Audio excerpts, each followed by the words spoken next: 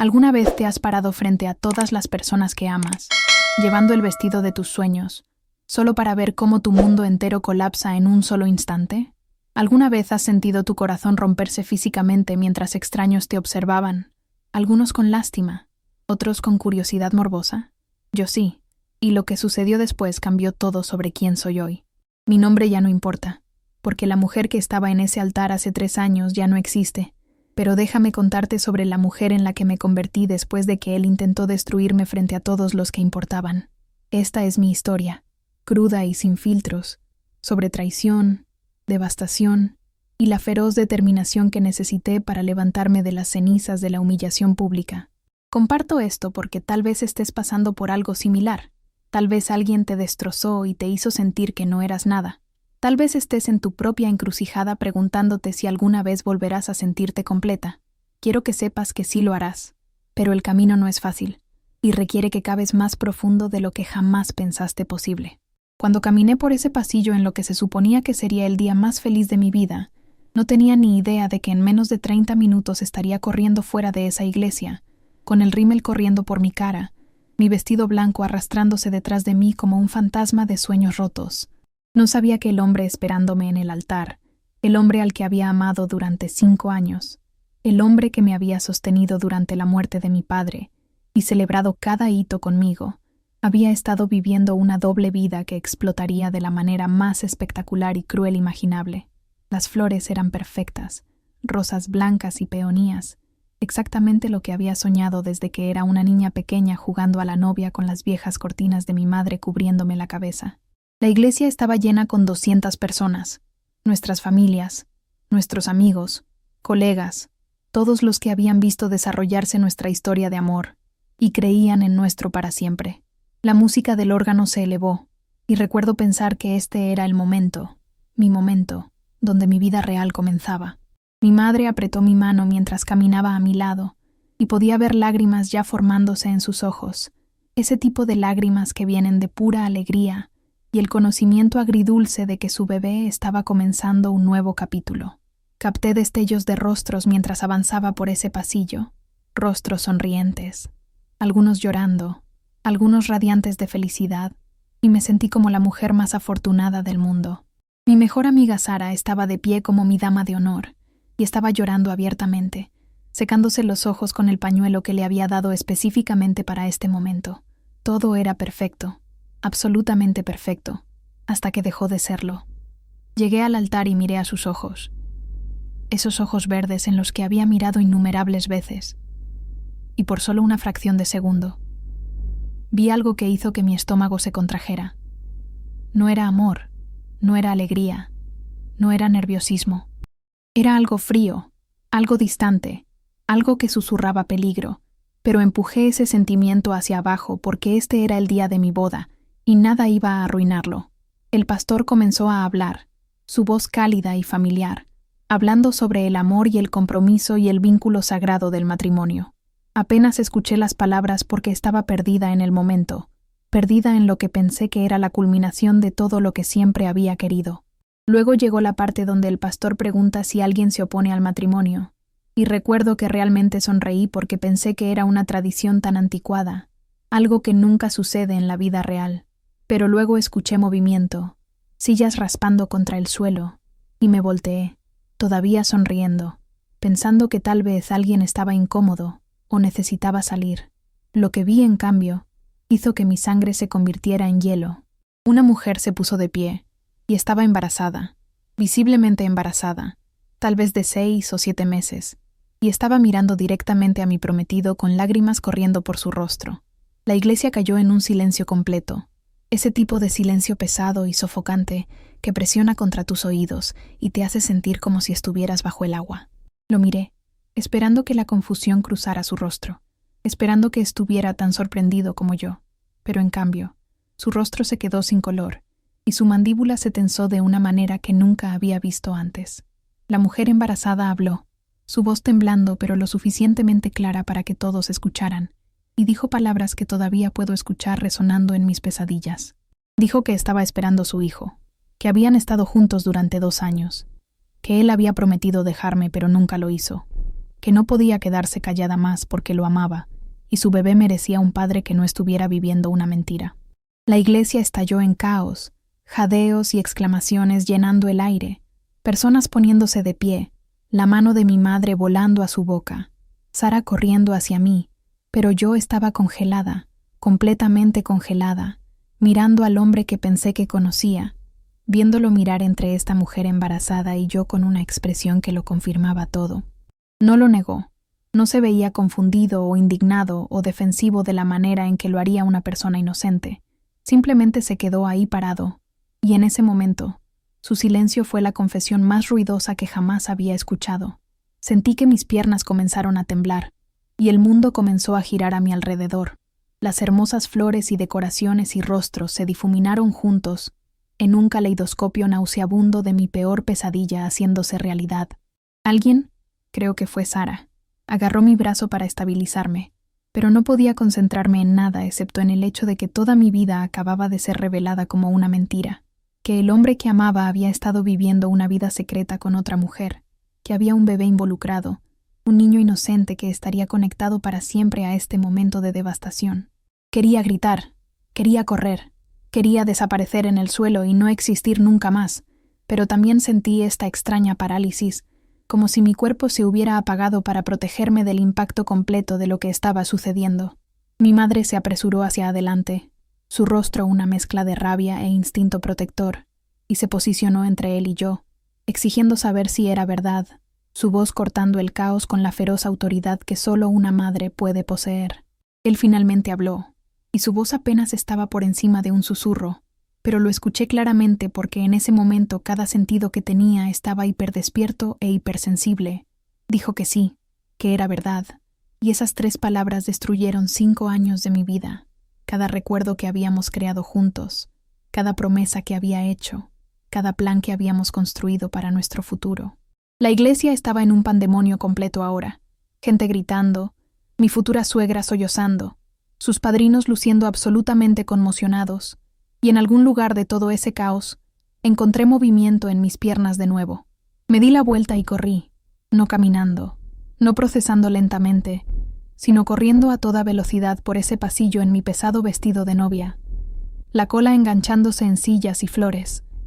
Pero no me importó. Solo necesitaba salir, escapar, encontrar aire que no se sintiera como si me estuviera asfixiando con traición y humillación. Atravesé las puertas de la iglesia hacia la brillante luz del sol de la tarde, y el contraste entre la belleza del día y el horror de lo que acababa de suceder dentro se sintió cruel y burlón. Seguí corriendo a través del estacionamiento, mis tacones haciendo clic y luego rompiéndose, pero no me detuve hasta que llegué al auto que se suponía que nos llevaría a nuestra recepción, el auto decorado con latas y un letrero de recién casados, que ahora se sentía como la broma más enferma del universo. Me desplomé contra ese auto, mis piernas finalmente cediendo completamente, y me hundí en el suelo con mi vestido de novia de miles de dólares, que ahora estaba cubierto de polvo y suciedad del estacionamiento. El dolor físico de golpear el asfalto apenas se registró porque el dolor emocional era tan abrumador que consumía todo lo demás, cada pensamiento, cada sensación, cada pedazo de quien yo era. Me senté allí sollozando, no el llanto delicado que ves en las películas, sino sollozos desgarradores que sacudían mi cuerpo y hacían imposible respirar correctamente. Sara me encontró allí minutos después, todavía en su vestido de dama de honor, y se sentó justo a mi lado en ese suelo sucio del estacionamiento sin vacilar, poniendo sus brazos alrededor de mí y sosteniéndome mientras me derrumbaba. No dijo nada al principio, solo me sostuvo, y estaba agradecida por eso porque no había palabras que pudieran mejorar esto. No había lugares comunes que pudieran aliviar este tipo de dolor. Otras damas de honor salieron, y luego mi madre, y formaron este círculo protector a mi alrededor, protegiéndome de los invitados que comenzaban a salir de la iglesia, de las miradas curiosas y las miradas de lástima y los susurros que podía sentir incluso si no podía escucharlos. Mi madre estaba alternando entre consolarme y despotricar sobre lo que quería hacerle a él,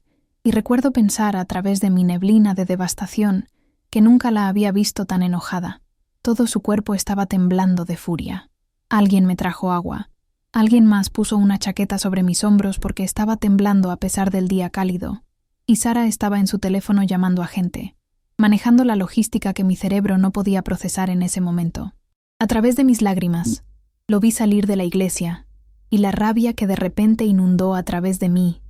fue tan intensa que momentáneamente superó el dolor. Comenzó a caminar hacia mí,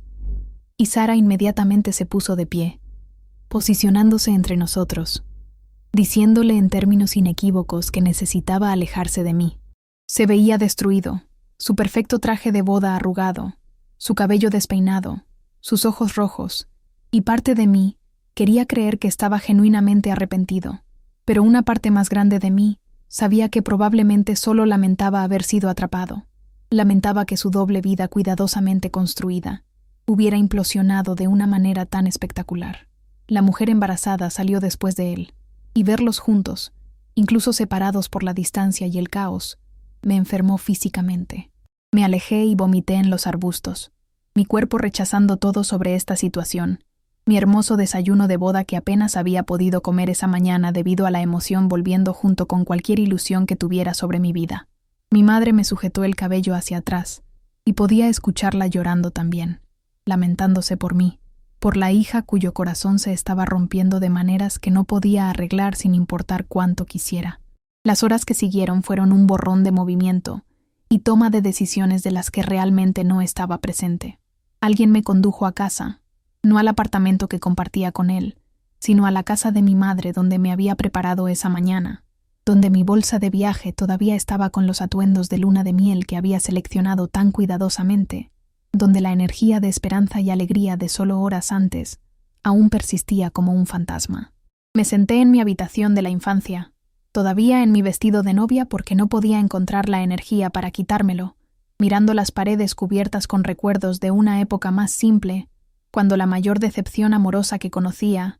era no entrar al equipo de animadoras, o que un amor de secundaria no me notara. Mi teléfono estaba explotando con llamadas y mensajes, personas queriendo saber qué pasó, si estaba bien, expresando su sorpresa y apoyo, pero no podía obligarme a mirar ninguno de ellos. Sara se quedó conmigo, y gentilmente me ayudó a salir del vestido, desabrochándolo y desenganchando los 1000 pequeños botones que corrían por la espalda, cada uno sintiéndose como si representara un sueño muriendo. Me paré en mi ropa interior y me miré en el espejo, al maquillaje profesional que ahora estaba completamente destruido por las lágrimas, al elaborado peinado que se estaba deshaciendo, al cuerpo que había trabajado tan duro para tonificar y perfeccionar para este día, y no reconocí a la mujer que me devolvía la mirada. Se veía hueca, rota, como si alguien hubiera metido la mano adentro y sacado todo lo que la hacía quien era. Sara me ayudó a ponerme ropa cómoda, viejos pants y una camiseta de la universidad, y el contraste entre lo que se suponía que debía estar usando ahora mismo, un atuendo de despedida, y dirigiéndome al aeropuerto para mi luna de miel de ensueño en Bali, y lo que realmente estaba usando se sintió como la manifestación física de cuán drásticamente mi vida acababa de cambiar. Me metí en mi cama de la infancia, la misma cama donde había soñado con el día de mi boda desde que era una niña pequeña, y me acurruqué en posición fetal, envolviendo mis brazos alrededor de mí como si pudiera mantener juntas las piezas de mi yo destrozado. Mi madre entró y se acostó a mi lado, abrazándome por detrás como solía hacer cuando era pequeña y tenía pesadillas, y lloré hasta que no me quedaron más lágrimas, hasta que mi cuerpo estaba exhausto del acto físico de lamentar, hasta que finalmente caí en un sueño agitado lleno de imágenes de vestidos blancos y mujeres embarazadas y traiciones en el altar que se reproducían en un bucle interminable. Los siguientes días existieron en una niebla tan espesa que apenas podía distinguir una hora de la siguiente. Me quedé en la casa de mi madre, rara vez saliendo de mi habitación, sobreviviendo con las galletas y el agua que Sara o mi mamá me traían porque la comida real parecía imposible de digerir. Mi teléfono continuaba zumbando constantemente, y eventualmente, Sara lo tomó después de que cometí el error de mirar las redes sociales y ver que nuestro desastre de boda se había convertido en chisme local, que la gente estaba hablando de ello, compartiendo su sorpresa y teorías, algunos incluso compartiendo fotos que habían tomado de la mujer embarazada, poniéndose de pie o de mí corriendo fuera de la iglesia. La humillación de saber que mi peor momento estaba siendo discutido y diseccionado por personas que apenas me conocían agregó otra capa de dolor a una situación ya insoportable. Él intentó contactarme repetidamente, llamadas y mensajes de texto, e incluso apareció en la casa de mi madre hasta que mi hermano amenazó con llamar a la policía si no se iba. No podía obligarme a leer sus mensajes o escuchar sus mensajes de voz, porque sabía que estarían llenos de excusas y disculpas que no significaban nada ahora, que no podían deshacer lo que había hecho o borrar el hecho de que había vivido una mentira durante años. Los asuntos prácticos de deshacer una boda comenzaron a acumularse, y mi madre y Sara manejaron la mayor parte mientras yo yacía en la cama mirando el techo. Había proveedores a los que notificar, regalos que devolver, un depósito del lugar que habíamos perdido, una luna de miel que cancelar, y más dolorosamente, un contrato de arrendamiento de apartamento que no podía pagar por mi cuenta. Todo lo que había construido mi vida alrededor durante los últimos 5 años estaba conectado a él, y ahora tenía que desmantelarlo sistemáticamente todo mientras trataba de procesar la devastación emocional. Mi madre se sentó conmigo una tarde, aproximadamente una semana después de la boda que no fue, y gentilmente me dijo que necesitaba comenzar a tomar algunas decisiones sobre lo que vendría después. Apenas había hablado desde ese día, solo llorando y durmiendo y existiendo en un estado de shock. Pero sus palabras penetraron a través de la niebla. Me recordó que todavía tenía un trabajo, responsabilidades, una vida que necesitaba comenzar a levantar aunque pareciera imposible. Recuerdo mirarla y preguntarle cómo se suponía que volviera a la normalidad cuando nada sobre mí se sentía normal, cuando sentía que todos me mirarían y solo verían a la mujer que fue humillada en su propia boda, la mujer cuyo prometido tenía una amante embarazada, la mujer que no fue suficiente para mantener fiel al hombre que amaba. Mi madre tomó mi rostro en sus manos y me dijo algo que no pude entender completamente en ese momento, pero que llegaría a apreciar más tarde. Dijo que lo que me pasó no era un reflejo de mi valor, que sus elecciones eran sobre su carácter, no sobre mi valor, que yo tenía el poder de decidir en qué me convertiría esta experiencia, que podía dejar que me destruyera, o podía dejar que me forjara en algo más fuerte de lo que jamás supe que podía ser. Quería creerle, pero en ese momento me sentía tan completamente rota que la idea de ser fuerte de nuevo parecía risible. La depresión que se instaló sobre mí era espesa y pesada, una manta ponderada de desesperación que hacía que incluso las tareas más simples se sintieran monumentales. Salir de la cama requería energía que no tenía, ducharme parecía inútil, comer era mecánico cuando lo hacía, y el futuro se extendía ante mí como un vasto desierto vacío sin un camino o destino claro. Comencé a tener ataques de pánico, ondas repentinas y abrumadoras de ansiedad que me golpeaban de la nada, haciendo que mi corazón se acelerara y mi respiración viniera en cortos jadeos, convenciéndome de que me estaba muriendo aunque lógicamente sabía que no lo estaba. Los ataques de pánico a menudo eran desencadenados por las cosas más pequeñas. Ver un comercial de anillos de boda, escuchar una canción de amor en la radio, pasar por la calle donde solíamos vivir, o incluso solo momentos aleatorios cuando mi cerebro de repente reproduciría esa escena en el altar con un detalle vívido. Sara sugirió terapia, y aunque inicialmente resistí porque no quería hablar de ello con un extraño, finalmente acepté porque sabía que no podía continuar viviendo en este estado de parálisis. Mi primera sesión de terapia fue incómoda y dolorosa, sentada frente a alguien que no conocía y tratando de articular la profundidad de mi dolor. Pero mi terapeuta fue paciente y amable, creando un espacio seguro para que yo procesara todo lo que había sucedido. A través de la terapia, comencé a entender que lo que estaba experimentando era duelo, no solo por la relación, sino por el futuro que había imaginado, por la persona que pensé que él era, por la vida que había estado construyendo, e incluso por partes de mi propia identidad que habían estado tan envueltas en ser su pareja que había perdido contacto con quién era fuera de esa relación. La terapeuta me ayudó a ver que había ignorado las señales de alerta no porque fuera estúpida o ingenua, sino porque había estado invertida en una narrativa que quería que fuera verdad, y eso es algo muy humano de hacer. Me pidió que comenzara a escribir un diario, que escribiera mis sentimientos y recuerdos y pensamientos, incluso los desordenados y feos, y al principio pensé que era un ejercicio inútil, pero el acto de poner pluma en papel y dejar que todo se derramara se volvió extrañamente catártico. Escribí sobre cómo nos conocimos en la barbacoa de un amigo en común hace 5 años, cómo se me acercó con una confianza que encontré atractiva, cómo hablamos durante horas sobre todo y nada, cómo me hizo reír de una manera que se sintió sin esfuerzo y genuina. Escribí sobre nuestra primera cita en ese restaurante italiano en el centro, lo nerviosa que estaba, cómo me había traído flores, tulipanes amarillos porque había mencionado de pasada en la barbacoa que eran mis favoritos, y él lo había recordado. Escribí sobre todos los buenos momentos, los viajes por carretera y las mañanas perezosas de domingo, y los chistes internos, la forma en que me apoyó cuando estaba pasando por el proceso de certificación para mi carrera, cómo me sostuvo cuando mi padre murió, y pensé que nunca dejaría de llorar, cómo propuso en la playa al atardecer, con un anillo por el que había ahorrado durante meses, arrodillándose en la arena, mientras extraños aplaudían, y yo dije que sí a través de lágrimas felices. Pero también escribí sobre las cosas que había minimizado o justificado, las veces que estuvo inexplicablemente no disponible, los fines de semana que afirmó estar trabajando hasta tarde o viajando por negocios, las llamadas telefónicas que tomaría en otra habitación, la forma en que se ponía a la defensiva cuando yo hacía preguntas simples sobre su día, la creciente distancia emocional que sentí en los meses previos a la boda, que atribuía al estrés y los nervios previos a la boda. Escribir todo, verlo en blanco y negro, me hizo darme cuenta de que las señales habían estado ahí, dispersas a lo largo de nuestra relación como migajas de pan que conducían a la devastación inevitable, pero había elegido no verlas, porque estaba comprometida con la historia que me estaba contando a mí misma sobre nuestro amor y nuestro futuro. La ira comenzó a surgir alrededor de la semana 3, reemplazando parte del shock inicial y la depresión con una rabia ardiente que se sentía casi limpiadora. Estaba enojada con él por la traición, por las mentiras, por desperdiciar 5 años de mi vida, por humillarme frente a todos los que conocíamos,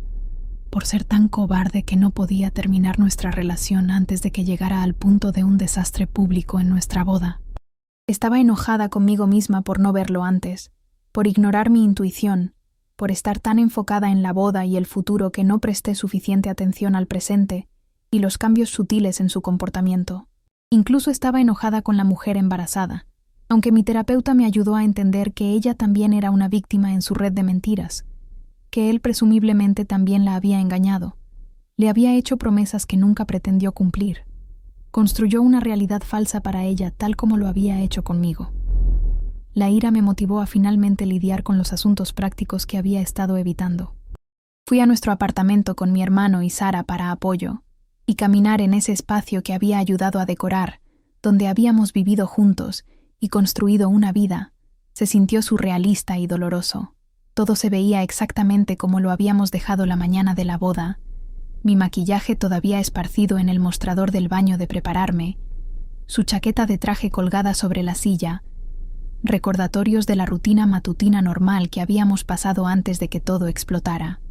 Empaqueté sistemáticamente mis pertenencias, separando mi vida de la suya, haciendo pilas de lo que era mío, lo que era suyo, y lo que habíamos comprado juntos que ya no quería porque tenía demasiados recuerdos. Él no estaba allí, respetando mi solicitud a través de nuestros abogados de que se mantuviera alejado mientras recogía mis cosas, y estaba agradecida por eso porque no confiaba en mí misma para verlo todavía. No sabía si me derrumbaría o explotaría o ambas cosas. Sacar mis cosas de nuestro apartamento y llevarlas a un pequeño estudio que había encontrado al otro lado de la ciudad se sintió como extraerme físicamente de la vida que pensé que tendría, cada caja que cargaba un símbolo tangible del futuro que estaba dejando atrás. El nuevo estudio era diminuto, nada como el espacioso departamento de 2 habitaciones que habíamos compartido, con apenas suficiente espacio para mis muebles, y definitivamente no el hogar que había imaginado para mí en esta etapa de mi vida, pero era mío, y solo mío, y había algo empoderador en eso incluso en medio de mi dolor. Pasé la primera noche en mi nuevo lugar sentada en el piso rodeada de cajas sin desempacar,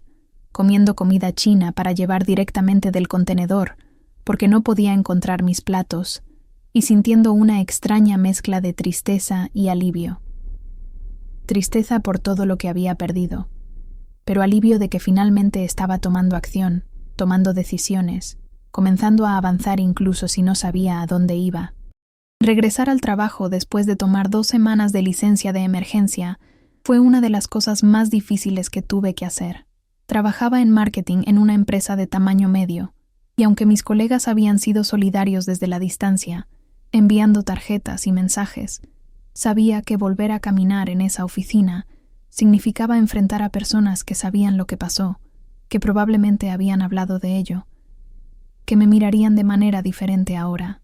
Mi gerente había sido comprensivo, diciéndome que tomara todo el tiempo que necesitara, pero no podía permitirme tomar más tiempo libre, tanto financieramente como mentalmente, porque quedarme en casa sola con mis pensamientos se estaba convirtiendo en su propia forma de tortura. El primer día de regreso, me puse ropa profesional que colgaba más suelta de lo que solía hacerlo, porque había perdido peso por apenas comer. Apliqué maquillaje cuidadosamente para ocultar las ojeras debajo de mis ojos, y me di una charla motivacional en el auto antes de entrar al edificio. La gente fue amable pero incómoda,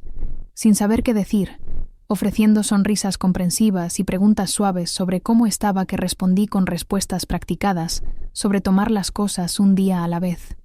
Me lancé al trabajo con una intensidad que incluso a mí me sorprendió, quedándome hasta tarde, ofreciéndome voluntaria para proyectos adicionales, enfocándome en hojas de cálculo y campañas y plazos porque eran concretos y manejables de maneras que mi vida personal no lo era. El trabajo se convirtió en mi escape, el lugar donde podía ser competente y profesional, y no la mujer cuya vida se había derrumbado en el altar, y me aferré a esa identidad como un salvavidas. Pero no importa cuán ocupada me mantuviera, las noches todavía eran difíciles. Acostada en mi nuevo apartamento tipo estudio, mirando el techo desconocido, mi mente inevitablemente vagando a preguntas que no podía responder. Preguntas como cuánto tiempo había estado engañándome, cuántas mentiras había dicho, si realmente me había amado, o si solo había sido conveniente, qué le había dicho a la otra mujer sobre mí, si estaba con ella ahora, si sería un buen padre para su bebé, y lo más doloroso, que estaba tan mal conmigo que él había buscado a alguien más.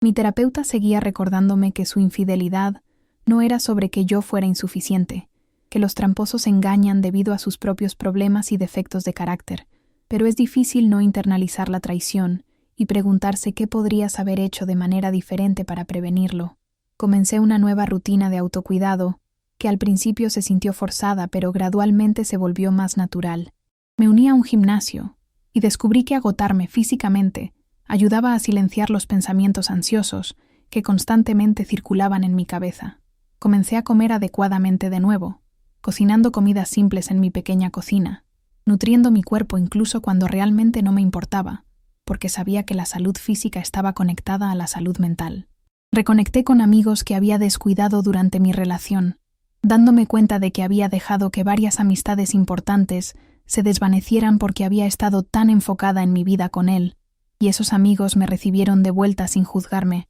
creando espacio para que procesara y sanara a mi propio ritmo. ¿Alguna vez has sentido que necesitabas reinventarte completamente solo para sobrevivir? Ahí es donde me encontré aproximadamente 2 meses después del desastre de la boda, reconociendo que no podía volver a ser la persona que era antes porque esa persona había sido destruida, pero podía elegir conscientemente quién quería llegar a ser avanzando. Cuéntame en los comentarios si alguna vez has tenido que reconstruirte desde cero, porque me encantaría escuchar tu historia. La transformación no sucedió de la noche a la mañana, y todavía había muchos días malos donde no quería salir de la cama, donde lloraba en la ducha, donde sentía el peso de la soledad y la traición presionando sobre mí, como una fuerza física. Pero gradualmente los días malos comenzaron a ser superados en número por días aceptables, y eventualmente incluso algunos días buenos comenzaron a aparecer. Comencé a leer todo lo que pude sobre sanar de la traición, sobre reconstruir la autoestima, sobre crear una vida que amas incluso después de una pérdida devastadora, llenando mi mente con perspectivas y estrategias que lentamente comenzaron a recablear mi pensamiento. Un libro hablaba sobre el concepto de crecimiento postraumático, la idea de que las personas pueden realmente emerger más fuertes y más resilientes de experiencias traumáticas, desarrollando capacidades e ideas que nunca habrían tenido de otra manera. Y aunque no estaba allí todavía, el concepto me dio algo por lo que esperar más allá de solo sobrevivir. Comencé a explorar partes de mí misma que había dejado de lado durante mi relación, intereses y pasatiempos que habían quedado en el camino porque siempre habíamos hecho cosas juntos y sus preferencias de alguna manera se habían convertido en nuestras preferencias. Tomé una clase de pintura aunque no tenía ningún talento artístico, solo por la alegría de intentar algo nuevo y crear algo con mis manos. Comencé a hacer senderismo,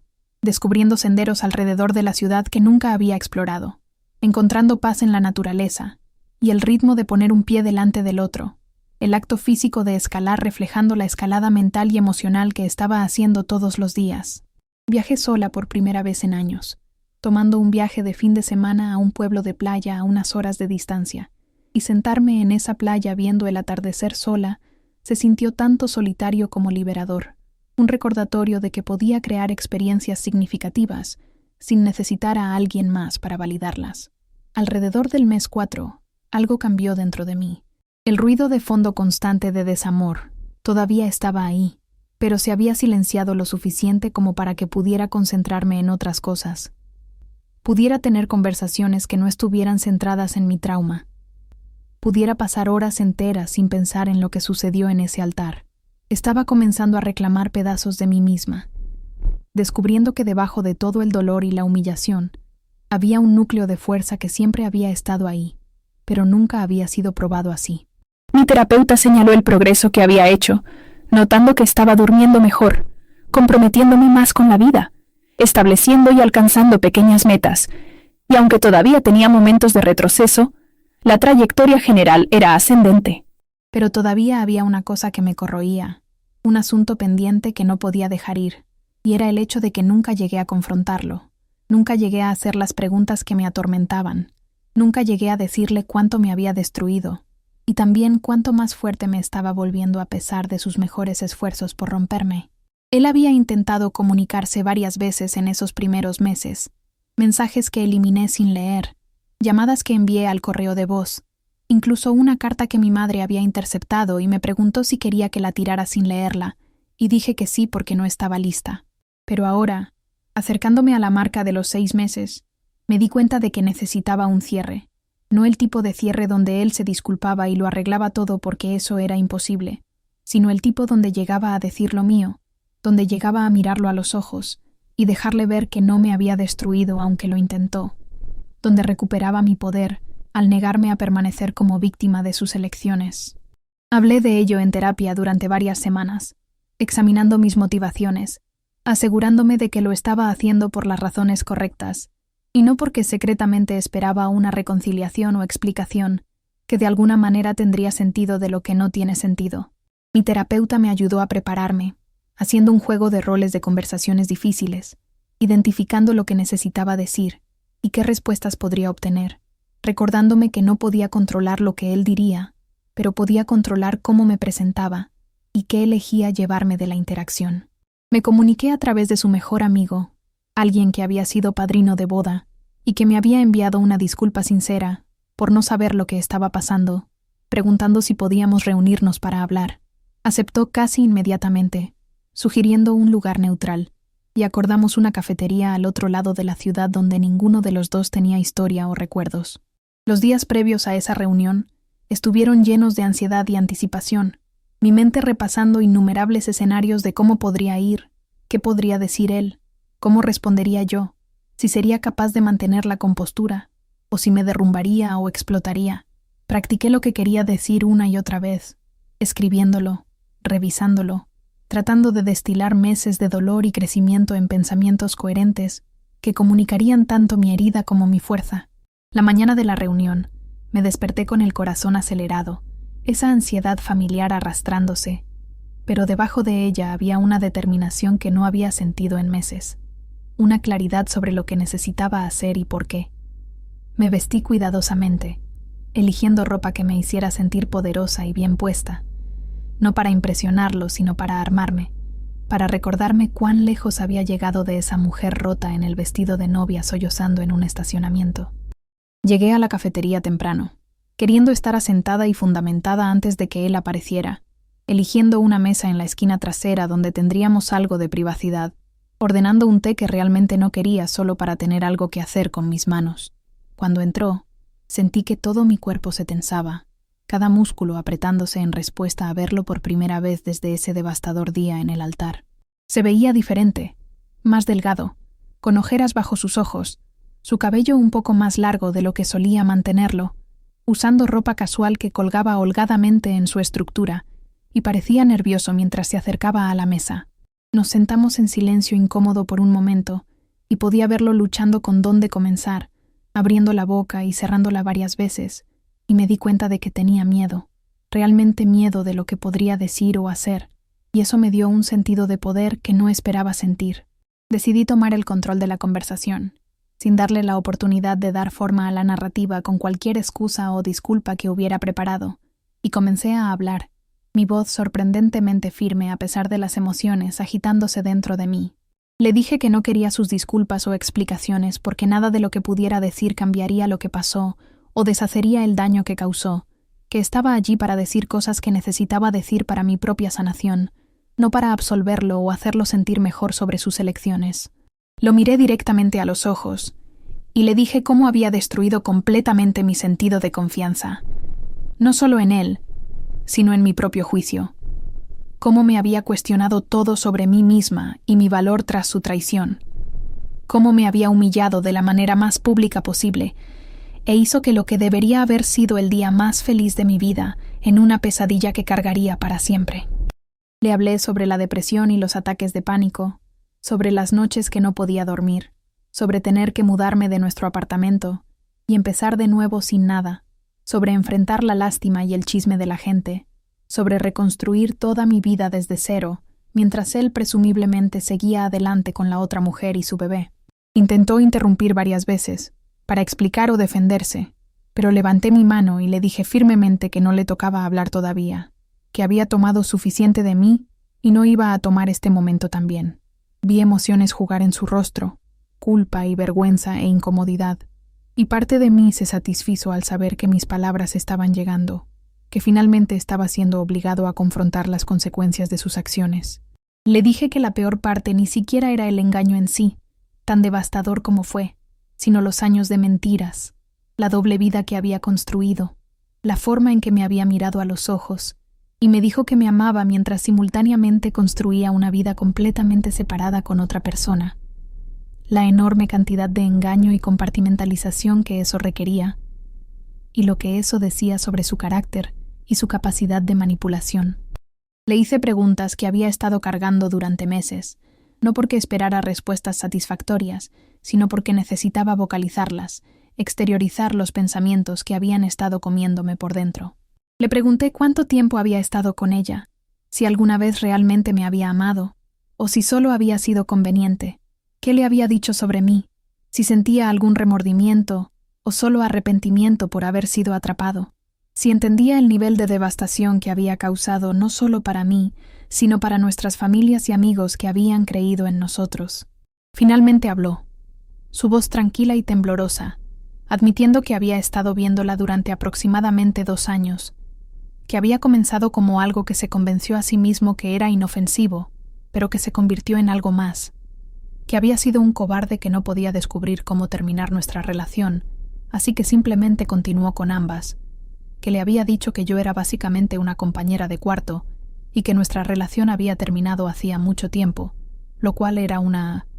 mentira, que sentía una tremenda culpa y había ido a terapia él mismo tratando de entender por qué hizo lo que hizo. Dijo que sabía que nada de lo que pudiera decir lo arreglaría, que había sido egoísta y destructivo, que verme correr fuera de esa iglesia había sido uno de los momentos más horribles de su vida porque vio el dolor que había causado escrito en toda mi cara. Parte de mí quería sentir simpatía por su evidente angustia, pero una parte más grande de mí reconoció que su dolor no era nada comparado con lo que me había hecho pasar, que estaba experimentando consecuencias de sus propias elecciones, mientras yo había sido sorprendida y obligada a lidiar con consecuencias de elecciones que hizo a mis espaldas. Le dije que había pasado meses culpándome a mí misma, preguntándome qué podría haber hecho diferente, cuestionando mi valor, pero que a través de la terapia y el trabajo duro, había llegado a entender que su infidelidad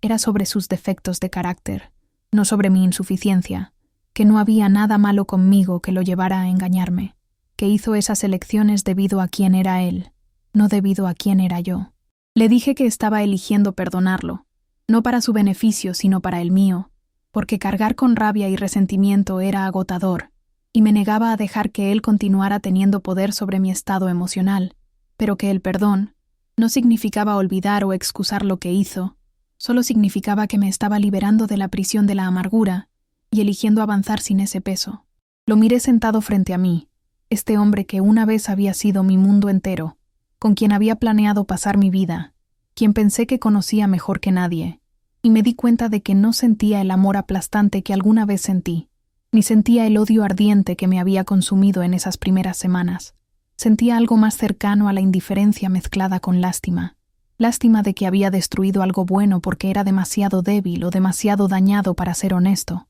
que tendría que vivir con el conocimiento de lo que hizo por el resto de su vida, que tendría que explicarle a su hijo algún día por qué su nacimiento estaba asociado con tanta destrucción y dolor. Le dije que esperaba que se convirtiera en una mejor persona por el bien de su hijo, que el bebé merecía un padre que fuera honesto y presente y capaz de compromiso, que tal vez esta devastación sería el llamado de atención que necesitaba para abordar cualquier daño dentro de él que llevó a estas elecciones. Mientras pronunciaba estas palabras, sentí que algo cambiaba dentro de mí, una ligereza que no había experimentado en meses, una sensación de que al confrontarlo y decir todo lo que necesitaba decir, estaba cerrando simbólicamente un capítulo y dándome permiso para avanzar completamente al siguiente. Me puse de pie para irme, y él preguntó si algún día podríamos ser amigos, y casi me río de lo absurdo de la pregunta, porque la amistad requiere confianza y respeto, ambos de los cuales había obliterado más allá de toda reparación. Le dije que no, nunca podríamos ser amigos, que lo mejor que podía hacer por mí era respetar mis límites y mantenerse fuera de mi vida, que le deseaba lo mejor desde la distancia, pero no quería conexión o contacto continuo. Salir de esa cafetería después de nuestra conversación, me sentí 10 libras más ligera, como si literalmente hubiera transferido el peso que había estado cargando hacia él donde pertenecía, y finalmente podía caminar libre de ello. ¿Alguna vez has confrontado a alguien que te lastimó profundamente? ¿Cómo se sintió? Comparte tu experiencia en los comentarios. Las semanas siguientes a esa confrontación trajeron una claridad y paz que no había anticipado. Era como si al enfrentarlo y articular mi dolor, hubiera completado algún ritual necesario que me permitió verdaderamente comenzar a sanar, en lugar de solo sobrevivir. Dejé de revisar sus redes sociales. Dejé de preguntarme qué estaba haciendo o sintiendo. Dejé de darle espacio en mis pensamientos más allá del momento ocasional de recuerdo que reconocía y luego liberaba. Mi enfoque cambió completamente a construir la vida que quería, independiente de cualquier relación o validación externa, arraigada en mis propios valores y deseos y sueños que eran solo míos. Me lancé al desarrollo personal con la misma intensidad que una vez había dedicado a planificar mi boda, pero esta vez estaba planeando una vida, no solo un solo día, y la inversión se sintió profunda y con propósito.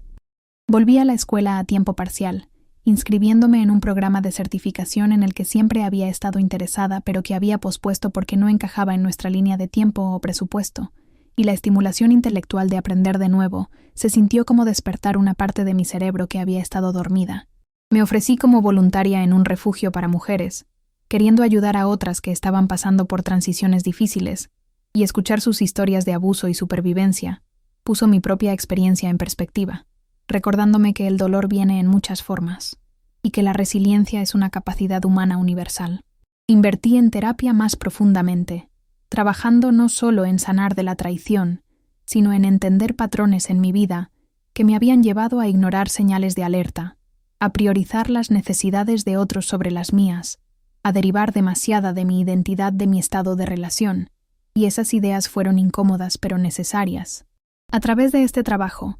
descubrí partes de mí misma que no sabía que existían, capacidades y fortalezas que nunca habían sido probadas antes, porque mi vida había sido relativamente fácil y protegida hasta el incidente del altar. Aprendí que era resiliente de maneras que nunca imaginé, que podía sobrevivir algo que pensé que me mataría, y no solo sobrevivir, sino eventualmente prosperar. Aprendí que era lo suficientemente fuerte como para empezar completamente de nuevo, para alejarme de una vida compartida y reconstruir desde cero, para enfrentar juicio y chismes y lástima, y aún mantener la cabeza en alto. Aprendí que era lo suficientemente valiente como para ser vulnerable, para ir a terapia y confrontar verdades dolorosas sobre mí misma y mis elecciones, para abrirme a amigos sobre mis luchas en lugar de pretender que todo estaba bien. Aprendí que era creativa y recursiva, encontrando maneras de hacer que mi pequeño estudio se sintiera como un hogar, de presupuestar mis ingresos ahora individuales, de crear una vida social y rutina que nutrían en lugar de agotarme. Más importante aún, aprendí que mi valor era inherente y no dependía de la percepción o el trato de nadie más, que lo que él me hizo fue una declaración sobre él, no sobre mí, y que tenía el poder de definirme independientemente de lo que me hubieran hecho. A medida que me acercaba al aniversario de un año de lo que debería haber sido el día de mi boda, decidí hacer algo simbólico para marcar cuán lejos había llegado. Organicé una pequeña reunión con mis amigos más cercanos y familiares, las personas que me habían apoyado a través del período más oscuro de mi vida, y lo llamé una celebración de renacimiento, una forma de honrar la nueva vida que había construido de las cenizas de la vieja. Nos reunimos en un hermoso lugar al aire libre, y pedí a todos que se vistieran con colores brillantes, lo opuesto al estado de ánimo sombrío que había marcado ese día hace un año. Di un discurso agradeciendo a todos por su amor y apoyo, reconociendo cuán perdida había estado, y cómo su presencia había ayudado a guiarme de vuelta a mí misma, y compartí algunas de las lecciones que había aprendido sobre la resiliencia y el amor propio, y la importancia de rodearte de personas que realmente te ven y valoran. Mi madre lloró, por supuesto, pero estas eran lágrimas diferentes a las que había derramado hace un año. Estas eran lágrimas de alegría y orgullo al ver a su hija no solo sobreviviendo, sino genuinamente prosperando. Sara dio un brindis sobre mi fuerza y cómo había sido inspirador presenciar mi transformación, y sus palabras me hicieron darme cuenta de que mi experiencia, tan dolorosa como había sido, se había convertido en algo significativo más allá de solo mi propia sanación, que había tocado e influenciado a las personas a mi alrededor también. Quemamos artículos simbólicos representando el pasado, cartas y fotos, y recuerdos que había guardado pero que ya no necesitaba, viendo las llamas consumir estos restos de mi vieja vida mientras hablábamos sobre intenciones y sueños para el futuro. Fue catártico y hermoso, y exactamente lo que necesitaba para marcar este hito, para reconocer cuán lejos había llegado, mientras también liberaba cualquier apego restante a lo que había sido. Me había convertido en alguien de quien estaba orgullosa, alguien que enfrentó una traición devastadora y eligió crecer en lugar de volverse amarga, alguien que reconstruyó su vida consciente y deliberadamente en lugar de solo reaccionar a las circunstancias, alguien que aprendió a amarse lo suficiente como para establecer límites y exigir mejor trato. Alguien que descubrió fortaleza que nunca supo que poseía al ser probada de la manera más cruel. Mirando hacia atrás ahora desde este punto de vista, puedo decir con absoluta honestidad que aunque nunca le desearía esa experiencia a nadie, y aunque el dolor fue excruciante de maneras que apenas puedo articular, estoy agradecida por en quién me convertí debido a ello. La mujer que caminó por ese pasillo era ingenua y dependiente, definiéndose en gran medida a través de su relación, evitando verdades difíciles, porque no encajaban en la narrativa que quería creer, priorizando ser amada sobre ser honesta consigo misma. La mujer que soy ahora es consciente e independiente, definiéndose a través de sus valores y elecciones, enfrentando verdades difíciles de frente, porque el crecimiento requiere honestidad, priorizando la autenticidad y el autorrespeto sobre la validación externa. Entiendo ahora que el final de la relación, tan horrible como fue el método, probablemente me salvó de años o décadas de vivir una mentira, de construir toda una vida sobre una base de engaño que eventualmente se habría derrumbado de todos modos, potencialmente llevándose aún más cuando cayera. Aprendí que puedes sobrevivir cosas que crees que te destruirán, que el espíritu humano tiene una capacidad notable para sanar y crecer, que a veces las peores cosas que nos suceden se convierten en catalizadores para convertirnos en las mejores versiones de nosotros mismos. Aprendí que el cierre no viene de las palabras o disculpas de otra persona, sino de tu propio proceso de aceptación y liberación, que tienes que darte permiso para seguir adelante en lugar de esperar a que las circunstancias externas te otorguen ese permiso. Aprendí que el amor propio no es egoísta, sino esencial, que los límites no son malos, sino necesarios, que priorizar tu propio bienestar y paz no solo es aceptable, sino vital para vivir una vida saludable y auténtica. También aprendí que el dolor no es el enemigo, sino más bien un maestro si estás dispuesta a escuchar.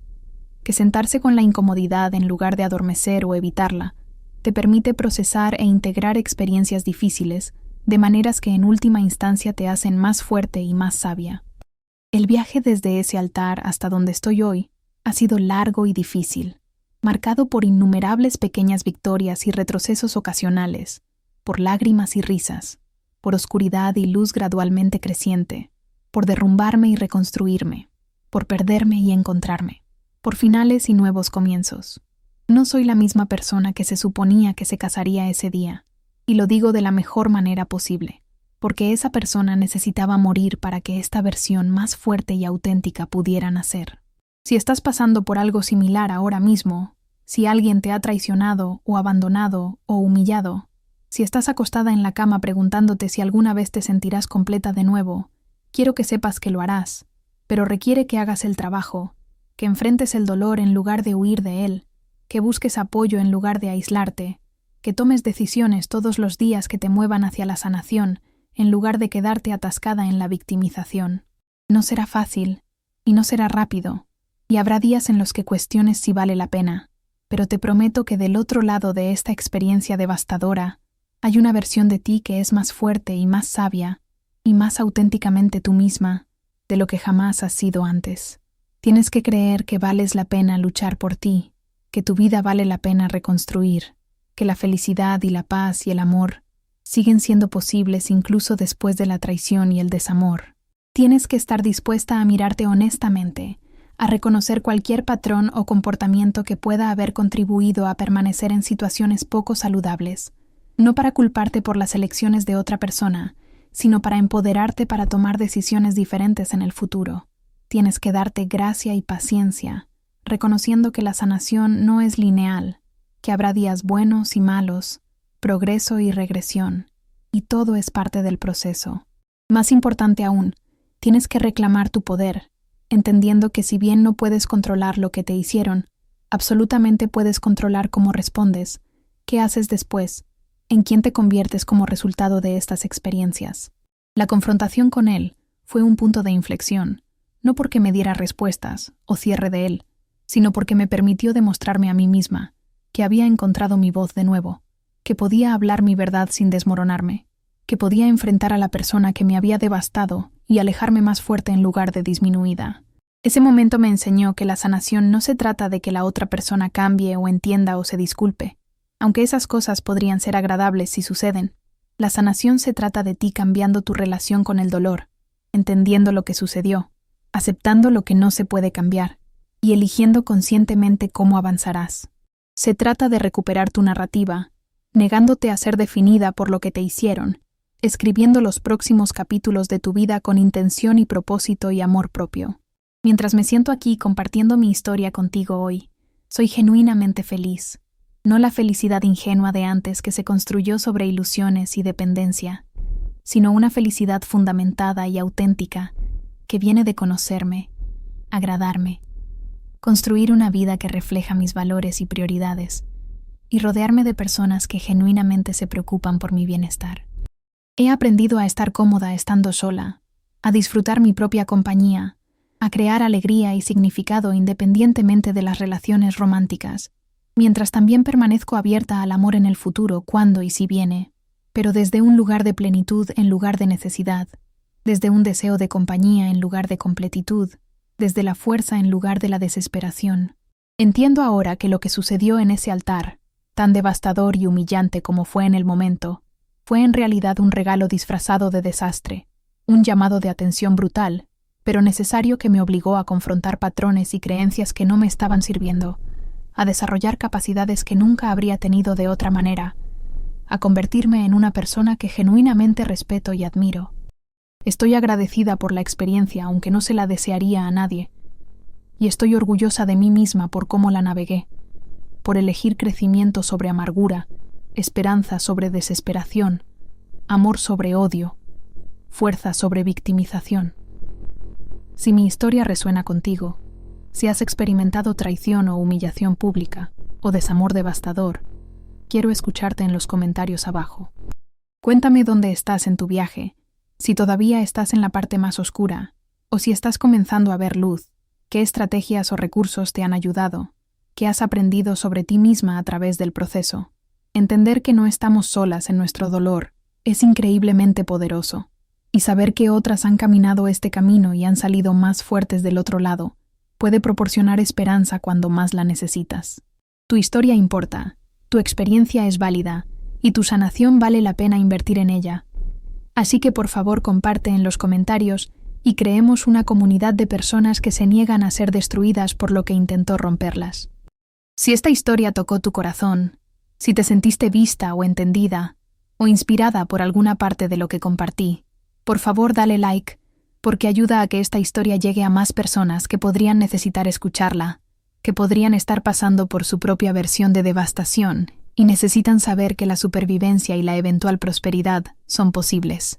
Cuantas más personas interactúen con este contenido, más personas puede ayudar, y de eso se trata todo esto, usar nuestras historias y experiencias para levantarnos unos a otros, para proporcionar esperanza e inspiración y sabiduría práctica para navegar los desafíos más difíciles de la vida. Te animo a que te suscribas a Desde mi Mirada porque este canal está dedicado a compartir historias reales, crudas y auténticas de personas que pasaron por experiencias devastadoras y salieron del otro lado, historias que nos recuerdan la increíble resiliencia del espíritu humano, historias que proporcionan tanto consuelo al saber que no estamos solos como inspiración para nuestros propios viajes de sanación. Estas historias importan porque son reales, porque no endulzan el dolor ni pretenden que la sanación es fácil, pero tampoco se regodean en la victimización ni te dejan sintiéndote sin esperanza. Muestran el arco completo de la experiencia humana desde la devastación hasta la transformación,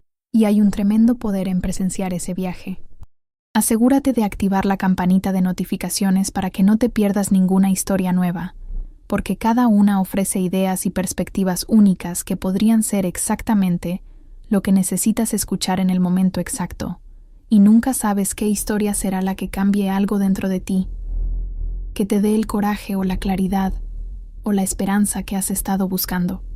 Gracias por tomarte el tiempo de escuchar mi historia, por ser testigo de mi dolor y mi crecimiento, por ser parte de esta comunidad de sobrevivientes y prosperadores que se niegan a dejar que sus peores momentos definan sus vidas enteras.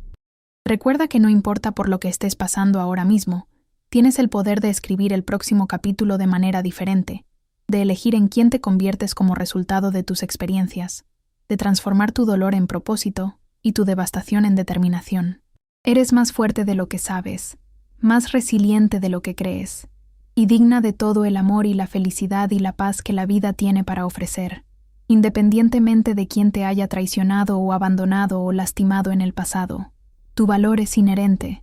tu valía es inmutable, y tu futuro no está escrito. Así que toma la pluma y comienza a crear la vida que mereces, porque realmente la mereces, y estoy apoyándote en cada paso del camino.